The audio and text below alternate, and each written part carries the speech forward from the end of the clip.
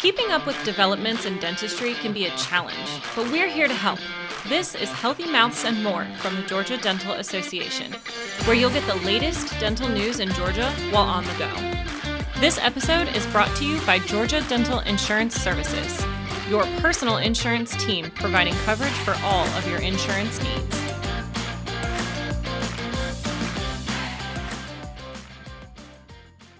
Hi, welcome to our new podcast series. This is Carol Galbraith. I am the VP of Communications and Public Relations with the GDA.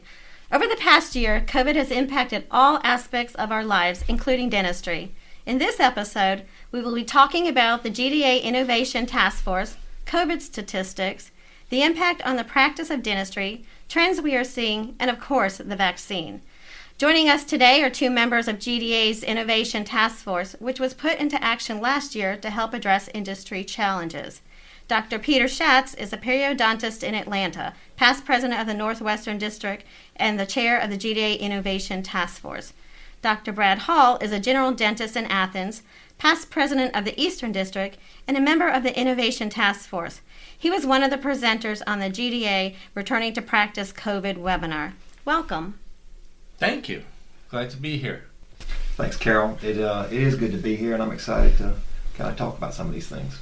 Well, we're looking forward to a great conversation today. Dr. Hall, last March we knew far less about COVID-19 and its impact. Where are we today? Well, I think right now, I would say that we have a guardedly optimistic outlook. We're coming off of a nice downtrend in cases.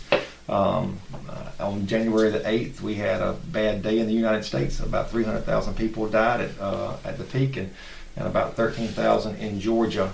And so as we take this at the very end of February, we have been on a nice precipitous decline in cases, which is a good thing. And we're on the verge of having a third vaccine at our disposal. Probably by the time this airs, we will have 3 vaccines at our disposal. So I think in general, compared to where we were this time last year, obviously it's a different world. Dr. Shatz, serving on the GDA Innovation Task Force from the onset, what are some of the issues that came up and what do you foresee for the future? So some of the initial problems was that dentistry, I believe, was in a full-blown panic mode. We didn't know if we could treat patients. We didn't know if treating patients would lead to infection of our team or our patients and lead to an increase in the death rate over and above what the general infection rate is. Having been old enough to work through the transition from barehanded dentistry to glove dentistry, and then the transition to dealing with patients with HIV infections, and back then, I was in full exposure suits in a hospital situation treating very ill people. And we were worried that a needle stick would be a death sentence for us, and we wouldn't know we caught it for 7 years. So that was full-blown panic.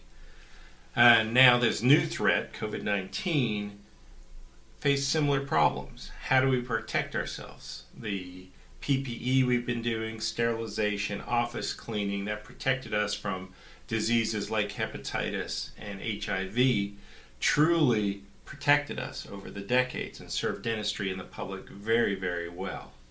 But now, instead of a bloodborne pathogen, we're dealing with an aerosol, and now the biggest threat is how do we protect the respiratory tracts of our employees, our dentists, and our patients at large, and we didn't know how to do that. We used to wear clinic masks just to keep the splatter and big objects off, and those have been proven to be inadequate for COVID-19.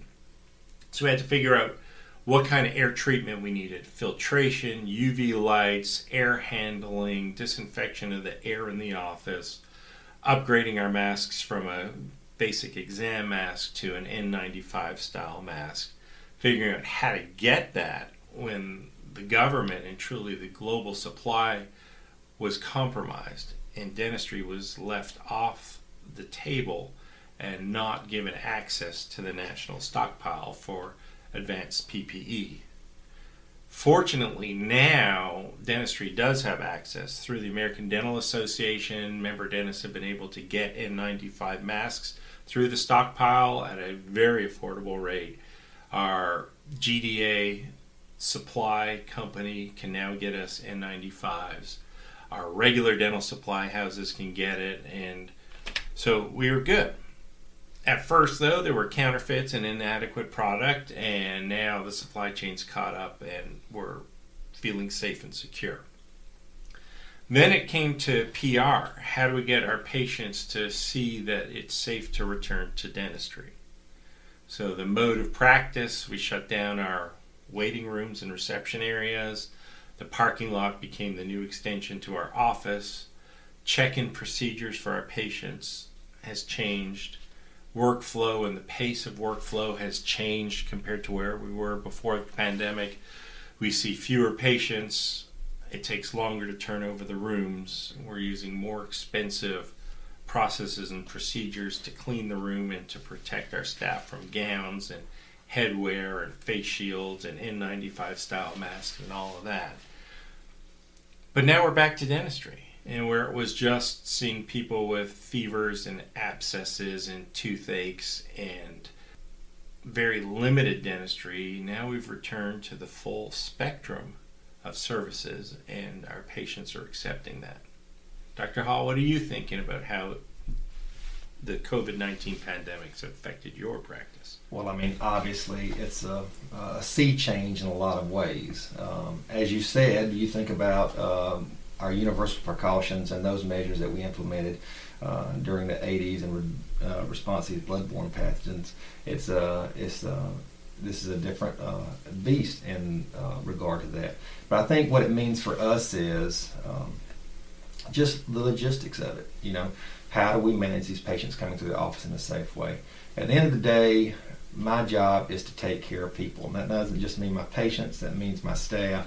And so all this ever was a mathematical problem. What are my problems, my liabilities? What are my assets? How can I balance the equation such that I can do the things we've always been doing, which are taking care of people, keeping them safe?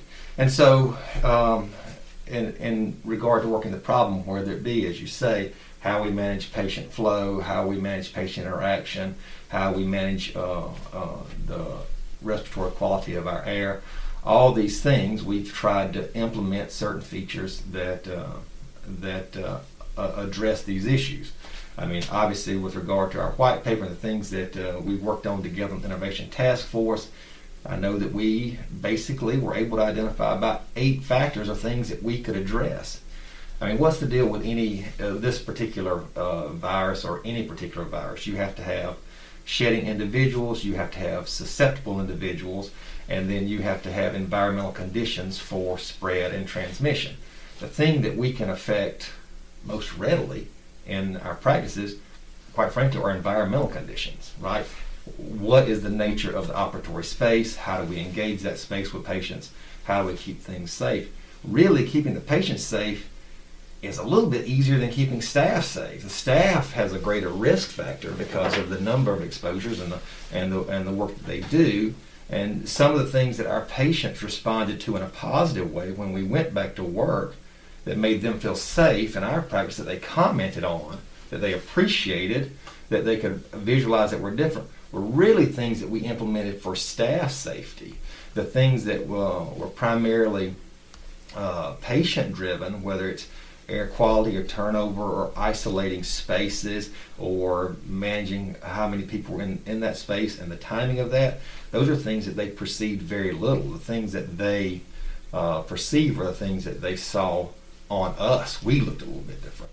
So if you were to say, give me 3 best practices that you're doing now, 3 things that you weren't doing beforehand that have enabled you to get back to work, what do you think those are? Well, first of all, limiting the number of souls under the roof at any given time and the way that we direct traffic. That's so simple, so easy, and I think it makes a lot of sense. The things that that the CDC still advocates for all humans, distancing, it works, right? If you're not in the space and you're not at risk. The other thing is our PPE, right? We obviously have made changes. We're not just using surgical masks anymore. Now, in our practice, we did make a decision early on, above and beyond. We did go to PAPRs in our practice. And what's a PAPR? A PAPR is a pressure air powered respirator. Yeah. So basically, this is you see these things in everybody's seen them on the news now, because you see frontline healthcare workers that are working on COVID floors wearing these guys. It's what anybody in a research environment is wearing. Basically, what it does is you've got a pack you wear that has a filter in it, and it has a positive pressure air that goes up to a helmet that's got a face seal on it. Dr. Shatz, how are your colleagues coping? Well, if you read the news, there's dentists that are giving up dental practice and moving out of clinical practice. And yes, there are some, but for the most part, I think we've adapted. We're resilient. The dental psyche is that we want to serve, and we will find a way to persevere and go to work. What's changed, of course, is there's less production happening, and the production that is happening is more expensive. So those are lifestyle and capital improvement type stressors that didn't exist right before COVID hit. We were riding the crest of this fantastic economic wave. Dentistry was awesome. People were coming and doing all sorts of dental procedures, and then coronavirus hit, and that wave hit the beach and collapsed on itself. And now we're standing up, and after a year of many dentists supporting their staff above and beyond the hourly pay rate, guaranteeing work even if the office is closed, guaranteeing paychecks, trying to keep everyone fed and lights on and in their houses, we have less expendable cash. So we've dialed back on, at least personally, travel, unnecessary expenses at the office. Everything's all about PPE and building enough of a stockpile of equipment and supplies that if there's another bad wave and we have to throttle back again, we have enough supplies in house that we could ride it out. For instance, if there's a ban on imports from other countries and the government says we're taking all of the PPE that's out there, I have my personal stockpile, and it's right now about 3 months I could ride out without having to go to a supply house and buy masks, gloves, cleaning supplies. Right. And so we're more resilient. But again, we're being very judicious in expenditures, capital improvements, capital expenses, and just getting the day-to-day business of dentistry done. Yeah. So speaking of, dentistry and the stress on it, there have been a lot of reports in the news about COVID stress and teeth. Are you seeing more cases of cracked teeth or other issues? Well, I don't think there's a doubt that the nation as a whole is walking around wound very tight, and certain occlusal problems or discomfort of the masticatory system can obviously be exacerbated in some patients by this. Some patients see an increase in clenching or grinding, nocturnal or otherwise, during moments of stress. And you just think about, I just think about the moms in my practice that are dealing with school situations, or maybe somebody's not working in the family, or any number of other things, just the day-to-day trying to keep their family healthy and keep things moving forward. I mean, it's just a lot. I mean, we feel it acutely ourselves, and I feel like we've always been fortunate in dentistry. Obviously, we're fortunate to be able to serve. It's a privileged profession, and we find ways to persevere through things like this. But I think about those people, and sure enough, we see it. I see patients coming in that their splint wear is increased, or we're fracturing teeth, or they're just hurting. They're coming in, they're basically with just basic jaw pain, generalized myofascial discomfort. And also, patients are putting off preventive maintenance. They're not coming for the cleaning, either loss of insurance, or the kids are home and they're taking care of the kids and not themselves, and they're down to one earner instead of two people having a job, or working from home and babysitting the kids through Zoom schooling. So the regular tooth cleaning, or a minor toothache, or sensitivity that would have driven someone to an office has to be put on the back burner. or if you have planned work and now, your significant other isn't working and family income is down or insurance is lost, it's like we're going to delay that. And just like a vehicle, if you defer preventive maintenance, it gets expensive and big things start to break down. And that's the same thing in the mouth. So beyond cracked teeth, it could be from stress itself or delaying the crown, delaying the root canal. And then all of a sudden you're facing extractions and more expensive and extensive dentistry. What do you foresee is the end of the pandemic? So when do you think you'll return to wearing masks as you were before the pandemic? I think this is going to be one of those things, and I don't think anybody's Nostradamus on this. Obviously, you can look to past pandemics or events like this for some type of guidance. But I think some of the lessons we've learned, we will carry over, not unlike in the 80s. I think we'll probably be stronger and better for this moment from a respiratory health standpoint within dentistry. And I think I don't think that's a bad thing. With regard to the pandemic itself, is it 70% herd immunity? Is it 90% herd immunity? We're getting there. I hope everybody can continue, even though we're having our vaccine rollout and we're getting more and more people vaccinated and we're increasing the level of immunity across the nation, that they will still lean into these most basic and highly effective measures of mask wearing and distancing as we continue to build up our layers of defense. It's the same way in our practice. We talked about what are we doing differently. We're doing a lot of things a little bit differently. So we're adding these layers of defense to try to make sure that we don't have a problem. I think that's what we've got to do as a society, is add these layers of defense until we kind of walk through that. Now, the long-term outlook, I think it's reasonable to think that this thing is not just going to disappear. It's not going to just go away and be done.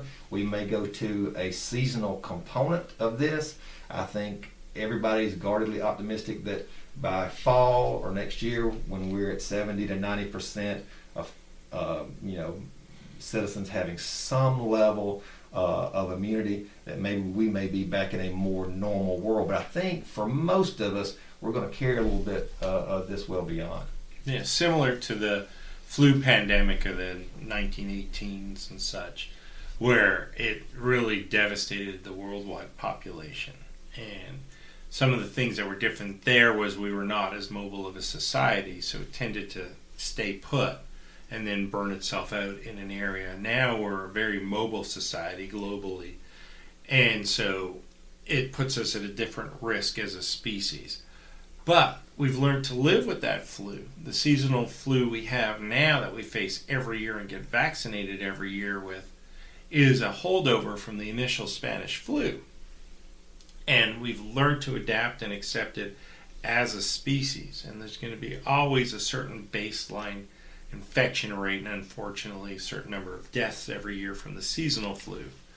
But as a species, we've adapted to it, and it's now just accepted that some people are going to get and die every year. I think COVID, personally, will eventually fall into that same thing. It will shift over the years, I believe, just like we're seeing the African strain and the British strain and such, and now the American variations. We're going to probably end up needing seasonal vaccines that migrate over time. That'll be your annual flu and annual COVID vaccine. As far as getting to like movies and plays and concerts and sporting events, I think we're about a year or so away, again, with herd immunity and vaccination rates and better understanding of how the vaccines are going to protect us. I think it'll take about a year before we get there. Great. So a year ago, we didn't have a vaccine, and now we do. So how do you think this will impact dentistry? Again, just like we were talking about the last segment, is that it will enable people to be more comfortably able to leave their house, go to work, go to the dentist, and seek the goods and services that they've been avoiding during the initial emergency phase of this pandemic. Okay. Can we just take some time to acknowledge how amazing it is that in a year's time we developed not one, but we're on the verge of having 3 vaccines to treat this. I mean, this is insane. I think it speaks to something that we all take for granted, how important it is to fund basic research. There are a lot of people who you can't name that are not famous who have done yeoman's work to make something unbelievably fantastic that we can just say, hey, we've got all this infrastructure pre-built and we've found this novel virus. You know, we sequence it in 2 weeks, it goes on the internet, and now you've got a little company out of Massachusetts, Moderna, who's sitting here making basically printing a vaccine, and the whole time, in very short order, all the time is in the clinical trials. All this time is spent. They had it quickly, and so I think it's amazing that that is even a thing for us that we take for granted. And I do agree with Dr. Shatz. I think it might end up being a seasonal thing. But I would also speak to his point on the flu. Our flu rate this flu season bottomed out. Yeah. And I think it speaks to the fact that if we, and just us doing those things of distancing and wearing masks, washing your hands. Right. We taught humanity to wash your hands and not sneeze on your hand and then shake your hand. Look what an impact it made. And I think people need to think about this too. Is the reason that we have these new variants, and obviously this is the reason we qualify our outlook like we're guardedly optimistic instead of saying, hey, we're on the backside of the slope, we're looking good, all this is really great, is because we have these variants. This is a sloppy virus. It's a sloppy RNA virus. So every time it incites or is replicated, it's having errors, it's having mutations. And when we talk about these variants, we think they're like this discrete thing, like this is the Peter Shatz virus or this is the Brad Hall virus. It's not that. When they say this variant, it's like a family. It's more like the Shatz and the Halls, right? And so they just group these guys up because they're all just a little bit different, but these are kind of sort of the same, like a family tree. And the more that we allow this thing to burn through, the more copies we allow it to make of itself, the more likely we are that a variant is going to be uniquely advantageous from a viral standpoint, like able to transmit. Or disadvantageous. Right, disadvantageous for us. Exactly. That's exactly the point. And so that's why even if you've had your vaccine, it's important to continue these practices as the CDC recommends, because there is a potential for a variant that might not be the vaccine that you've taken may not be as effective. We don't know what exactly our long-term durability of our immunization are, and we're at a critical point where everybody's going to get excited. We've got some vaccines on board, and this spring and summer we want to go have fun, and I don't say not do that, but I do think it's important that we continue these good best practices during this time. Okay. It's really important, that more people can get the vaccine. Let's talk about Governor Kemp's executive order temporarily allowing Georgia licensed dentists to administer the COVID-19 vaccine at public health sites on a volunteer basis. Why do you think dentists are stepping up to the plate to volunteer? Because we are that kind of human. We all want to serve and serve effectively. And we want to protect our patient base and our families and our neighborhood and our fellow citizens. And so we want to serve. And we have the skill, we have the knowledge. We just don't have the legal authority to buy a Moderna vaccine or whatever and administer it in our office. It's just outside the scope of dentistry. So in Georgia, the workaround is that we can go work for public health and go to a mass vaccination site and start to help. And I think now that when the Johnson & Johnson vaccine comes online, it's a much more clinician-friendly vaccine because it doesn't have to be stored at negative 94 degrees Fahrenheit. You don't need this infrastructure to store this. Obviously, it's a different type of vaccine. It's not an mRNA vaccine, but it's stable. It can be in the fridge for 3 months with no problem. I think that's good. The downside is it's only offering about 65% effectiveness versus a mid to high 90% for in biotech. Well, I think what I would say to that is Johnson & Johnson conducted their trials in a different way than either Moderna or or Pfizer, and they've offered a one-shot solution. Yeah, basically. and I think it's great. And that's great, but they're also in clinical trials for a 2-shot solution at 8 weeks, and so I think you might get. And then also, Moderna and Pfizer.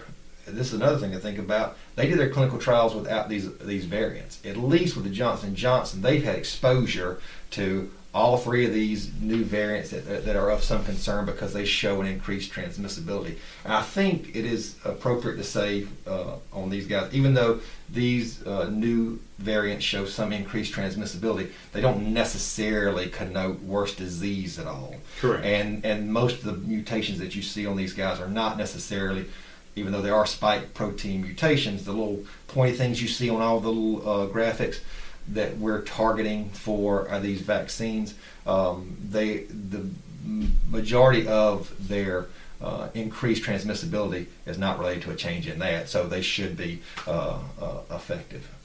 Well, wonderful. I want to thank you both for being part of our inaugural podcast series. I also want to personally thank the Northwestern District for sponsoring the construction of the GDA studio. And we hope all of you enjoyed our new podcast. It's a great way for members to catch up on the latest dental news while on the go. Each month, you'll hear from experts on topics ranging from practice management and innovation to legislation and regulations that impact you and your patients. Visit our library of podcasts on gadental.org. And that's it for the Georgia Dental Association podcast, Healthy Mouths and More. If you enjoyed this podcast, make sure to tune in monthly for new episodes at gadental.org. Thanks for listening.